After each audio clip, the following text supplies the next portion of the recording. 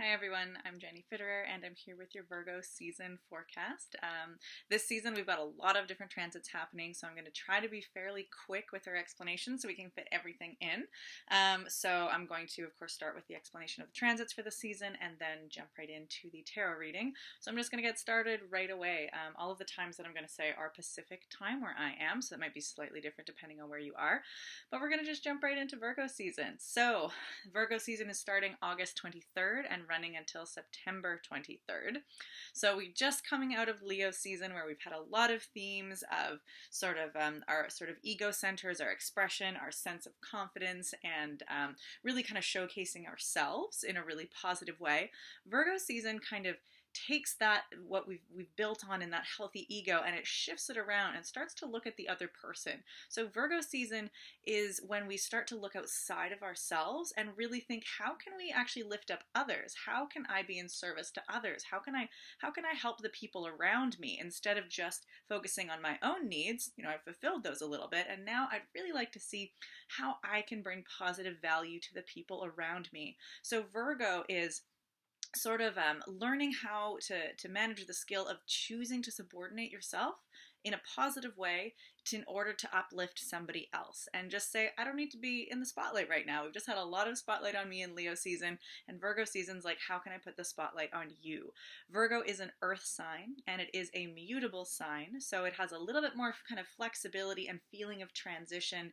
Seasonally speaking, it is the end of the season, so we're transitioning into autumn here in the northern hemisphere or spring in the southern hemisphere. So we have this feeling of change, of transition, of what we've just been working on is going to shift now into something else. So we've got a little bit of that kind of exciting change energy as well. Virgo is ruled by Mercury, and Mercury is a very, very quick planet. And so we've got a lot of Mercury themes going on this season as well. So Virgo, as a planet or as a sign that is interested in service to others, Virgo has a really, really strong connection with health and healthcare and service, and also the health, not just the health of us as human beings, but the health of organic nature, of the earth, tending the gardens of the earth, tending the gardens of our relationships. It's a very a sign of diligence and working, not working hard in like I have to get to the top kind of way, but working diligently and consistently with a very solid work ethic. Virgo is very interested in the details. Our Virgos in a group are usually excellent managers, really excellent administrators. They're the ones who have the lists and they know where everybody needs to be and what they need to do. And they're very often good at kind of running the machine from behind the scenes rather than from that center stage. So in Virgo season, we can really get an eye for detail and organization and the things that really need to get done in a very like the step by step by step. So we might be able to have these big grand visions, but if we don't know what we're supposed to do each step of the way, we're never really going to get there. So Virgo's like, yeah, let's find each task and then let's really diligently work on those things in order to get us where we want to go. Virgo, because they can be so detail oriented, we can also get a little bit like hyper fixated and nitpicky on the details. It can be really stressful if those details don't work out, and you can get really like over analytical and critical. And sometimes what that can look like is being really critical of ourselves or other people. Virgo, we can have this when we get overly critical and overly focused on getting those details right. That can actually lead to a fair amount of anxiety. So sometimes in Virgo season, we have like a bit of a kick up of anxiety of just like, I really need to get everything done, and feeling like there isn't a lot of leeway for mistakes. So that is one thing to be aware of this season, is sometimes you or the people around you might be like a little bit more anal retentive and just wanting things to get done properly. So and when that doesn't work out, sometimes Virgo can get like kind of self-bashing and like, oh, I'm the worst, or sort of having a bit of an inferiority complex. So we have a really interesting pairing from Leo season to Virgo season, where Leo tends to be very self-confident and center stage. Virgo can sometimes feel underconfident and inferior because they've spent so much energy trying to help others and lift up other people that sometimes they forget that they are part of that package too, and that we're all winning together. So things to be aware of this Virgo season. You really want to lean in and capitalize on those strengths of that fastidiousness and critical thinking and being aware of all the moving pieces without falling into getting so stressed out about getting all those pieces right that you get really hard on yourself or other people if it doesn't work out. So that's some main sort of Virgo themes. Virgo is, I will just bring up one more thing, one sort of element of Virgo that can be distilled down to a word is devotion. So devotion in the sense of being devoted wholly to a task. There's an archetype of Virgo, which is the archetype of the priest or the monk, the person who goes into service, and specifically a service that is to put away your ego and to be devoted to some sort of task. Certainly priesthood can have a lot of religious connotations and that might not resonate with everybody, but the core in no matter what affiliation, priesthood, monk, whatever sort of belief you have, the core of devotion where you choose to be in devoted service day to day, and it's not glorified work mostly, it's mostly the very sort of basic daily tasks, the sort of mundane running of things that need to be done, choosing to do that in devotion to an ideal, a person, a deity, whatever it is. That's one of the very strong attributes of Virgo. So there's actually a very strong element of the sacred in Virgo, but it's in a sacred simple way. It's the finding the sacred in the mundane, as opposed to some other signs. Maybe Pisces has a lot more sort of the mystic sense, or there's other signs where spirituality is sort of kind of more about the dressing up of things. The Virgo spiritual practice is very much the work ethic, the service, and finding the holy in the simple task of gardening or planting, and the simple task of cleaning and service is in and of itself a form of worship and a form of ritual. So Virgo has this very sacred ritualistic aspect as well that I wanted to mention, and not just kind of get stuck in like the work ethic part. The work ethic really fits into our sort of more capitalistic, task-oriented way of looking at things, and so I wanted to bring in that there is this other sort of element of Virgo as well. So that's Virgo theme. So the sun, whenever the sun moves into a sign, the sun is this giant spotlight, and so we see these elements come up in our lives significantly more. So the sun entering into Virgo on August 23rd is going to sort of instigate a few more of those Virgo things. We've already had a few planets in Virgo already, which I'm going to talk about next. So our next transit that we have is Mercury, who is already in Virgo, is going to go retrograde like a few hours after the sun moves into Virgo. So Mercury's already in Virgo and is going to go retrograde August 23rd as well. So Mercury is ruled by Virgo, or Virgo is ruled by Mercury. So it's very, very comfortable in this sign. So Mercury is this planet of thought, communication, language. And so Virgo has this very, analytical, great way to get our thoughts in order and to think very, very practically. We've already had Mercury in Virgo helping us think practically, but as Mercury goes retrograde, retrogrades are always this time for reflection, reorientation, restructuring. So Mercury is going to be going retrograde and helping us think about how we order and structure our lives, if we are having the right work systems in place. Virgo is really quite concerned about our work systems and the interconnected ways in which our systems work together.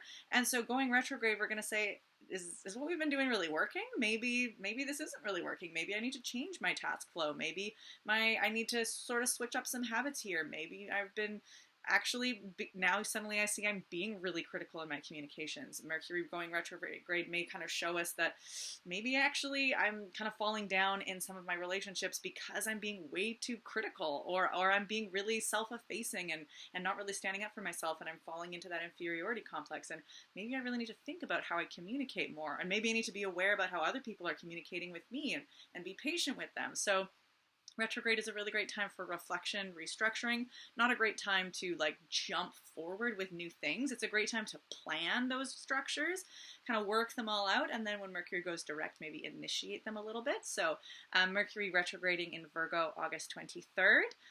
I'm going to move right on just because, like I said, I've got a lot to get through here. So the next sign we have is Mars. So Mars has been in Virgo for a while now, a couple months, and Mars is now going to move into Libra on August 27th. That's just so you know, as a reference, whenever I'm looking to the side here, my notes are over here, so I'm just reading them here. So just when my eyes go crazy, just letting you know. So Mars is this planet of action and initiation. Mars is our forward drive and how we initiate action in the world. It's very direct. And it's also it very much tied to our boundaries, often our forms of aggression and what we stand up for. Mars is correlated to the warrior. So whatever it is that we choose to fight for, the things that we say no or we say yes to and are going to protect or go for it in a very strong way, that's what Mars is sort of about here. So Mars has been in Virgo, moving into Libra, which is an air sign.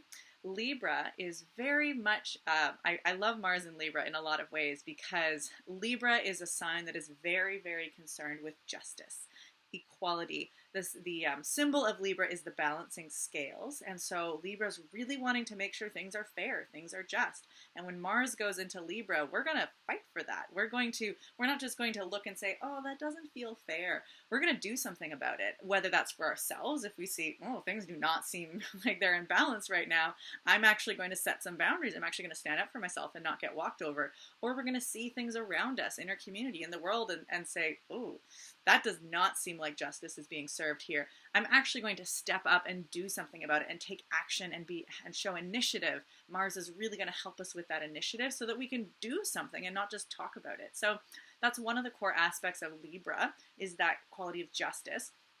Another aspect of Libra is how we relate to others. Libra is a sign of relationship and partnership, which is often romantic but doesn't have to be. What it really means is how we as an individual meet another individual and negotiate this balance of equals, of how we can learn from each other, care for each other, trust each other as equals, but get our individual needs met and the opposite person, the other person's needs met in relationship together. So in a way, I kind of like seeing the Leo, Virgo, Libra storyline as Leo's kind of learning about me and my needs, Virgo's learning about you and your needs, and then Libra brings them both into balance and say, how can a relationship between the two of us serve both of our needs? So we need to do the work individually ahead of time to understand my needs, to understand your needs, and then we can be in negotiation together to see how we can work together to get those needs met. So Mars going into Libra, as I said, Mars can also be this sort of combative energy too. So we may find that we have a little bit more competitive or combative friction in our relationships because we're trying to see what works and what doesn't. And often friction and a little bit of conflict is required to get past an inertia of things not doing very well, but not wanting to rock the boat.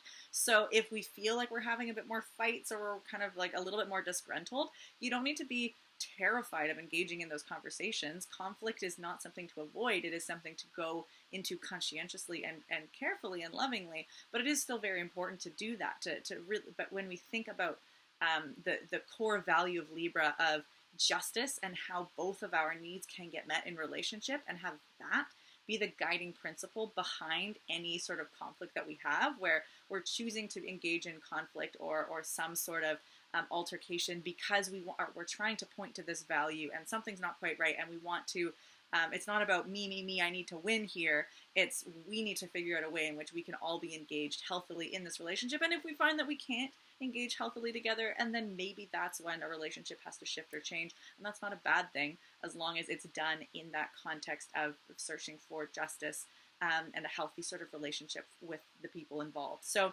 that's Mars going into Libra on August 27th. So just a reminder, because that is still going to be in the context of Mercury retrograde, and in retrogrades, especially with Mercury, we can, it's sort of a well-known time for sort of, it gets a bad rap for like relationship breakups or calamities often because people are not taking that invitation to slow down and they just sort of say whatever they think. Something starts to you might notice that something isn't working and then immediately try to act on it instead of saying, oh, something isn't working, let's think about it. Let's really lean into this and learn about it. So the Mercury retrograde at the same time as Mars going in Libra might add a lot of urgency in suddenly needing to say everything that you've ever thought and held back in a relationship. maybe try to like ease into it. Mars moves fairly slowly, so Mars is going to be in Libra for a couple of months. So you don't need to like have every fight, every important DTR relationship conversation all right away. Maybe you can kind of wait till we have a lot of planets in retrograde this season. So just be judicious and be kind and be patient with yourself and with each other. You don't need to jump on the energy as soon as it enters.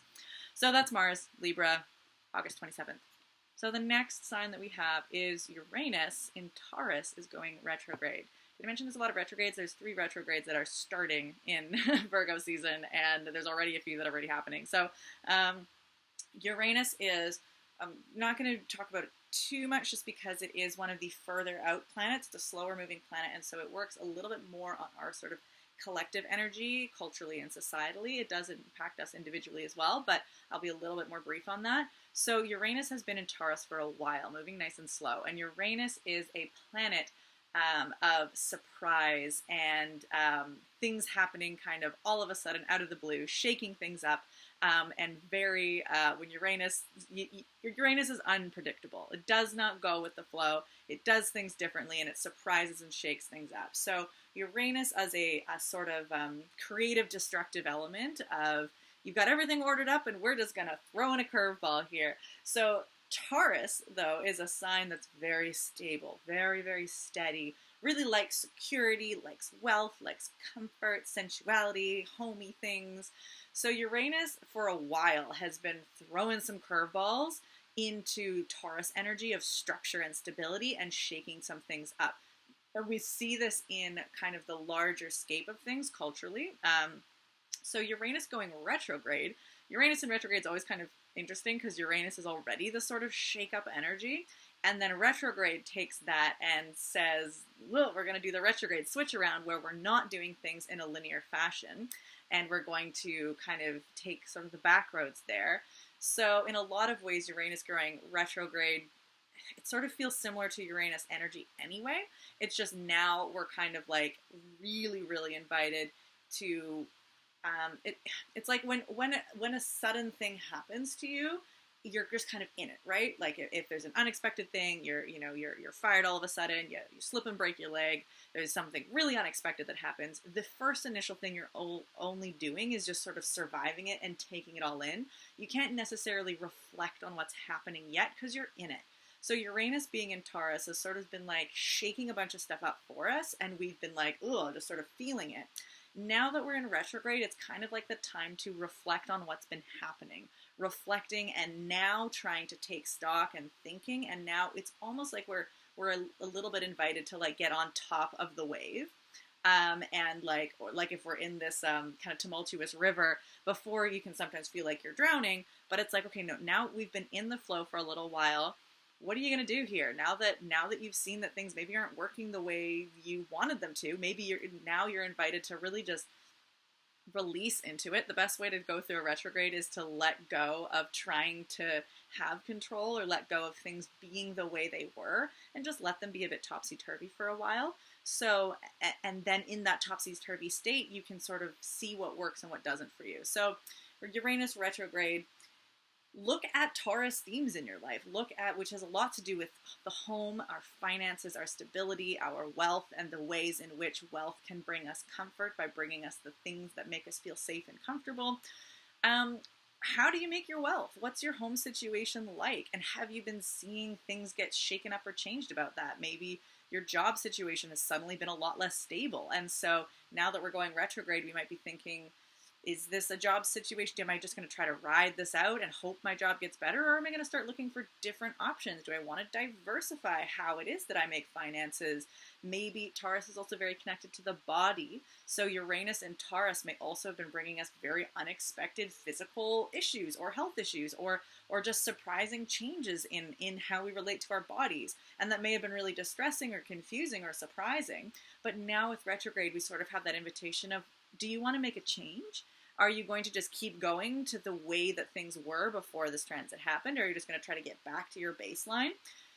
Maybe accept that your baseline has changed now and you need to find a new baseline, or you need to understand that maybe you don't have a baseline right now and things are just a little bit wild, and it's a lot easier to go through those waves if you're not wishing it was a solid bank and wishing that it was solid ground beneath your feet. So whatever it is, whatever that topic is that kind of rings true for you, whether it's body health, whether it's your home life, whether it's your finances, Uranus is it's a slower moving planet, so it's a longer term transit and it's impacting all of us. So once again, you don't suddenly have to make this giant choice and decision right away. It's just, these are themes that are going to be coming up as we go into retrograde. Think, what maybe needs to change? What can I restructure? How can I get help and maybe see how other people who have gone through these kinds of things, and maybe how can they help me make decisions about this. So that's going to be, Uranus retrograding in Taurus on August 28th. So yeah, we've got a lot of earth energy here because we've got a lot of things in Virgo and a few things in Taurus. So very much concerned with our well-being and the physical, tangible reality here. So the next transit we finally have something unretrograding. So Venus has been retrograde in Leo for a little while, and now Venus is going to go direct again in Leo September 3rd. So Venus is our planet of relationships, our planet of values, how it is that we find joy and desire in relating not just to human beings and romantic partners, but in any sort of relationship we have as well. This is relationship to our environment, to our pleasures and our hobbies. Venus is going to be inspired and part of all of those things as well. So Venus in Leo has very much been teaching us a lot about our individual sovereignty in relationships. Again, Leo is very much about the individual, self-expression, sovereignty. So Venus has been in Leo for a while, went retrograde, was teaching us a lot of things about our relationships, about our sovereignty, about our individual expression. And going direct again, now we have a greater sense of our individual sovereignty. We've been working through and having this shaking up and restructuring. Maybe in our relationships, this may have been a time where there's been a lot of reflecting and thinking about our relationship structures, our romances, our friendships, and saying, is this how I want things to be going? Do I want to change things up a little bit? Does this still feel healthy? And a lot of that has to do with, who am I now? Therefore, what is the healthy way for me to behave now? Venus in Leo is exploring. Leo is the me, is the self-expression, is the who I truly am, and how I show that and express that into the world. And that's going to come up hugely in your relationship. So if you learn more insight about who you are, that is going to impact all of your relationships, because your relationships are made up of the people in them, and you are never going to have a fulfilling, healthy relationship where you feel seen and known and cared for if you have not expressed yourself, if you've hidden yourself, if you haven't taken that Leo invitation to step onto stage and say, this is who I am. It's very scary to do so. So Venus having gone retrograde has given us a lot more invitation to find that who you are and to get that courage built up to step out on stage and receive what might be rejection. You receiving accolades and praise for who you are comes hand in hand with receiving rejection from people who aren't going to vibe with that. And so that can be very hurtful, but that also, it just clears the path of the people that aren't going to resonate with you very well and makes a bit more space for those relationships that are healthier for you. So Venus going direct in Leo is going to give us a bit of that, okay, sort of feeling like we can step back on stage saying, I know my part, I know my role a little bit more.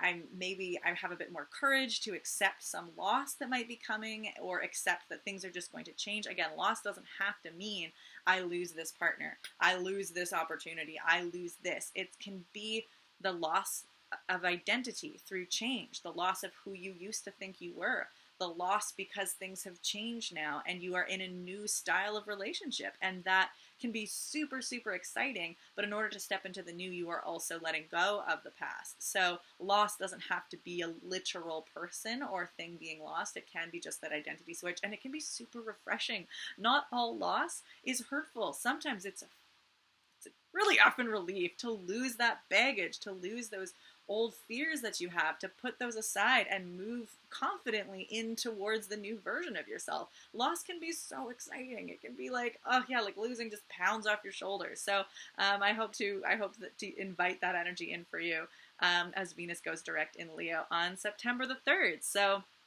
that's Venus. Our next one, we've only got a couple more, is Jupiter.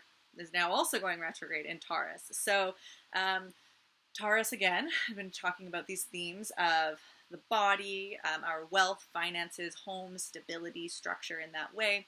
And Jupiter is this really big, beautiful, expansive planet. And one of the elements of Jupiter is that it is an expansive energy. Wherever Jupiter is, it makes things bigger. So if you've got really excellent things going for you, Jupiter's like, take a few more, expand that wealth and abundance. Excellent. If you've got some vices, if you've got some struggles, if you've got some difficulties or bad ingrained habits, Jupiter is also going to expand that and say, yeah, let's make that bigger. So it's a double-edged sword here. So Jupiter has been in Taurus and has been expanding our concepts of and expanding our experience of our Taurus element. So we may have been finding, step back for a minute, another element, not just the expansive capacity of Jupiter, but Jupiter does have a very strong, positive sort of good luck energy where Jupiter brings blessings upon us. So that blessing can come hand in hand with that expansion. So maybe you may have an expansion of something that's really difficult for you, and you might realize, say, a really negative habit that you've been having and you've been kind of managing it for a while, but Jupiter might bring that into a very sudden expansion. And since it's in Taurus, maybe this is some poor eating habits that we have, or Taurus can also be very like enjoy the laziness. So maybe we've been kind of just indulgent a bit. Jupiter can really expand that, and all of a sudden we realize we have a problem. But Jupiter also brings blessings. So Jupiter may also then bring a solution and say, hey, do you want to step out of this? It's a bit of a problem. Here's a really excellent option for you. Wow, your friend just signed up for this course and had a free thing to bring somebody in on it, and so now you can suddenly have this free experience. Isn't that amazing if you choose to step into that? So there's a lot of really excellent blessings that are around when Jupiter shows up. So look for those really, really wonderful blessings that are in that Taurus energy of home, body health, and finance, which will feel really, really nice as Uranus is in Taurus as well and shaking things up like crazy. So things feel really hectic, but there are also really beautiful opportunities that are coming too. Jupiter is going retrograde though. So like I said, retrograde brings with it this reflect, this slow down where things don't move in a direct fashion. So where this sort of just often think about retrogrades as a detour, where if we're trying to go straight, and normally that's the fastest way to get to some point is from A to B, a straight line, but suddenly there's a roadblock, there's some construction, there's something going on. So if we try to still go straight, we're going to get stuck, we're going to get cranky, it's not going to work, it's going to be really blocked up because we're trying to go the normal way we go, but there's something blocked. It's a lot better just take a detour. It's going to take a little bit longer, maybe a little slower, more scenic, but eventually you're going to get there actually in a way gentler way. And eventually the roadblock will clear again and you can go direct again. But for now, we just got to think about the detours and think about how the detours are going to be a way faster and more gentle way to experience the route that you're trying to go. So Jupiter in retrograde, we might now see that maybe we've been more aware of some of these Taurus health elements or things that we might want to change, or that that we've got some elements that we're like, yeah, I'm really excited to work on this. Maybe there's a really excellent opportunity, or you've got Jupiter blessing for a while. But retrograde might come and sort of slow that down for a minute. So you might have thought that you just had it all sort of figured out or sort of fixed, or that this was all going to work out magically. Retrograde might say like, hey, you got to work for it a little bit. Like you still need to really think, does this fit in your life? Maybe you can't just apply this to an old problem if you haven't worked out the sort of like I just had the vision of like if you've got like something rotting in your house and you just sort of spritz some Febreze over it, like Jupiter might be the Febreze. It smells really nice, but if you haven't actually cleared away the problem, it's not going to last. So this retrograde is kind of a chance to be like, yeah, there's some really awesome things that could come make the room smell nice, but like take out the gross stuff too. Like do that as well, please. So yeah, that's Jupiter retrograde in Taurus. Still got lovely blessings coming and expanding a lot of things, but we do need to make sure that we're doing some groundwork, and yeah, really reflecting about how these blessings and how these changes and expansions can be integrated into our life in a more consistent way so that they don't just collapse when Jupiter kind of leaves and goes somewhere else. So that's Jupiter retrograde in Taurus, September 4th. Got one more to talk about, and then we can go on to the tarot reading. This is going to be a really long video. So the next one is actually pretty quick. It's Mercury is just going direct in Virgo. So the elements of Virgo are still present. We've gone retrograde. We've done some reflecting. We've done some reorienting. Hopefully we haven't gotten too feisty and aggressive in our relationships. And then September 15th, we go direct again. So still now, like I said, Mercury in Virgo is very much about thinking about our tasks, maybe thinking about our habits, maybe making plans for things that we might want to change. The retrograde period is really great for that planning And then as we go direct, it's like, let's initiate now. You know, we've built it. We spent a while building our schedules. Now we can see how they work out. We spent a while thinking about our conversations we want to have. Now we can start having those conversations. So there's just a little bit more initiation or initiative and moving forward again once Mercury goes direct in Virgo on the 15th. Just going to finish that up because, yeah, we've got lots to do here. So last, I'll just give you your moon dates. I'm not going to talk about them because I never do on these. So your full moon in Pisces is going to be on August 30th. And then your new moon in Virgo is going to be on September 14th. So those are your dates. Whew, all right, a half hour of transits, man. That's a lot going on this season. I'm going to now get us a card while I'm shuffling here. There, that one was good. Trying to be quick here. I'll just give a quick acknowledgement that land acknowledgement. I'm a settler. My family's come here from Europe, as most people look like me have done, and are uninvited guests and on this land here. And I live in the land of the Lakongan-speaking people on the Pacific Northwest.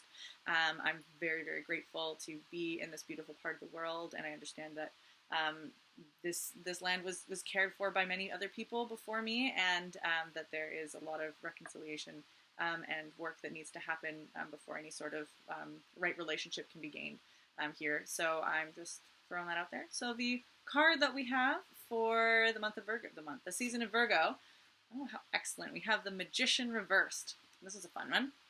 So this is the way he looks the right way up. So this deck that I always use is my Salvador Dali deck. So here's the man himself, Salvador Dali, the magician. So he's sitting here at his table. He's got a few fun little melted clock things, some bread, some little shot there. He's in this sort of almost cathedral with this fire in the background. Came out upside down like that, okay? So just going to go to my giant book here to the Magician and see what we have. All right, the Magician. Personal magic. There is a kind of magic that really works and is not merely a matter of trickery, sleight of hand, hocus pocus, or stage illusions. Magic, the possibility of the impossible, is nothing more than becoming one with yourself, with God, and the world. The number of this card, 1, cannot be divided by any other number in tarot. Significantly, the term indivisible has the same Latin root as individual. We are all artists and magicians. On this card, Dali himself poses as a magus, as the magician, displaying paraphernalia from some of his best-known works on the table. He thus draws attention to himself, and yet we realize that each individual is being invited to take part, according to their own individual talents and qualities. On your personal journey, you go through unique experiences and come up with solutions that no one has ever arrived at previously, as if under a wonderful spell. But your personal magic is not really supernatural. It is merely a matter of successfully fashioning your own unique existence by drawing on your special talents and qualities. The flames in the picture symbolize the life force, the fire of creation and transmutation lying dormant in each of us. The bread and wine on the table stand for the individual's participation in the divine act of creation. The soft clock represents the elasticity and uniqueness of your personal lifetime, while the scroll on the table implies that you should take command. Excuse me, hold dry here. While the scroll on the table implies that you should take command of your own life by making plans and determining your own role. Like the columns in the composition, all aspects of your personality should complement each other and unite in serving a higher purpose. To this end, it is important to stay open, the blue background, to go beyond your current limitations, just as the picture breaks through the upper frame, and to see your work within a larger context, taking into account the upper corners of the image. Practical advice. No one can misappropriate or take away your special talents and qualities. Use your imagination, creativity, and communication skills. Make your very own distinctive contribution.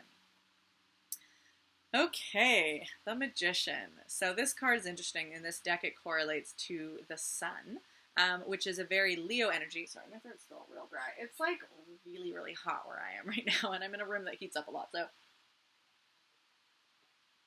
bear with me. This card's interesting because it feels like it has a little bit more Leo vibes in a lot of ways. Because it has that Sun correlation, and Leo's ruled by the Sun. But also because we sort of have this idea of the magician, the center stage. He steps on and he dazzles people and wows people with magic, and that sort of has that sort of Leo performer, confident sort of vibe. It's interesting in Virgo because we think of Virgo as as you know, actually the man behind the curtain. So there's some sort of feelings of this magician feels almost like the Wizard of Oz. You know, that there's this big, exciting features in the front, but it's actually just being run by this guy backstage, and he's just pulling the levers and knobs. And when you look at him, he doesn't really seem that remarkable. And Virgo sort of has that aspect of, I'm actually behind the scenes. I'm actually really helping and serving in a different way. I'm not that giant head that's floating there with the pyrotechnics.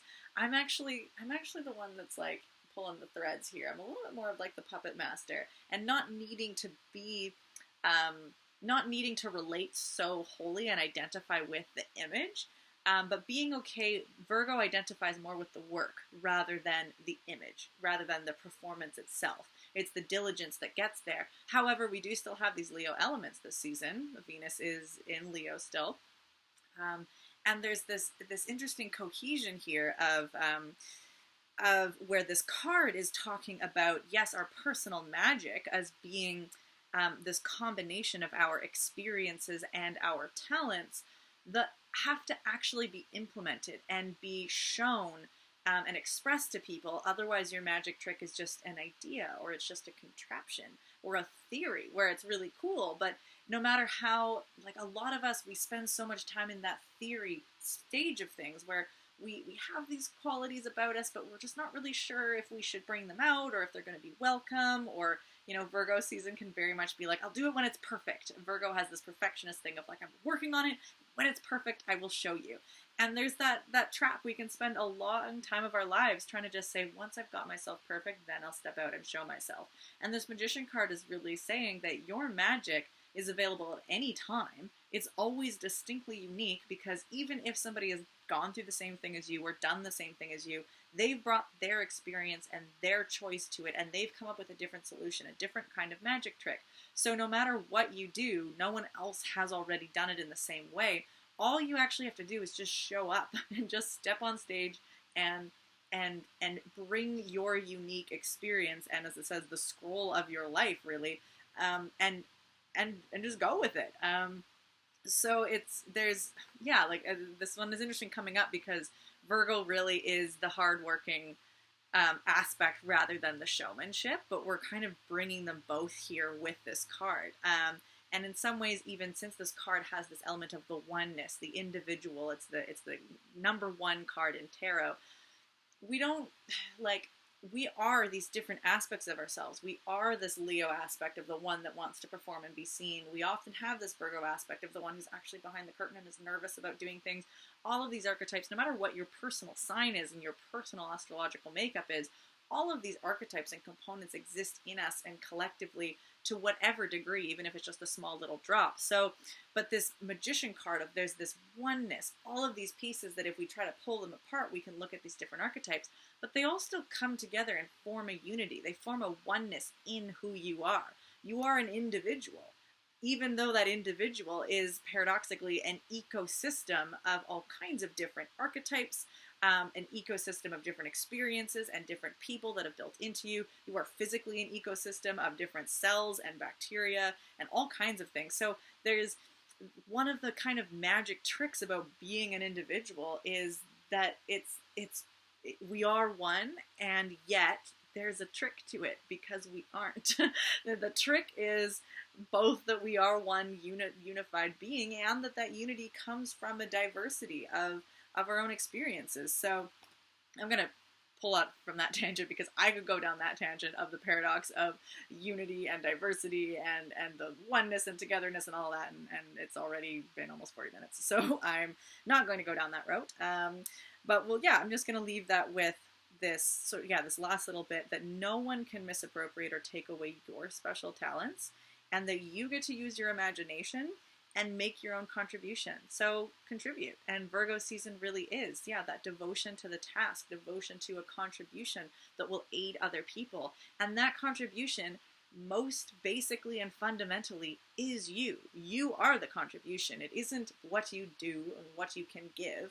Those are just the versions of the gift that is you, just showing up and contributing your unique essence and your life experience into the pot of our society and ecosystem. So hopefully you can take that in when the Virgo season can get into the discouragement. If you're not doing it right, you got to be perfect.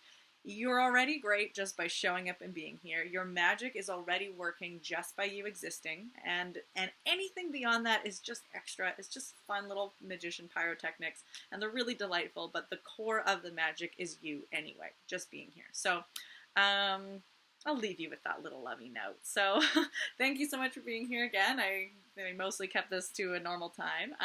This is a pay what you can workshop, as they all are, so I do appreciate any donations. There is the link below.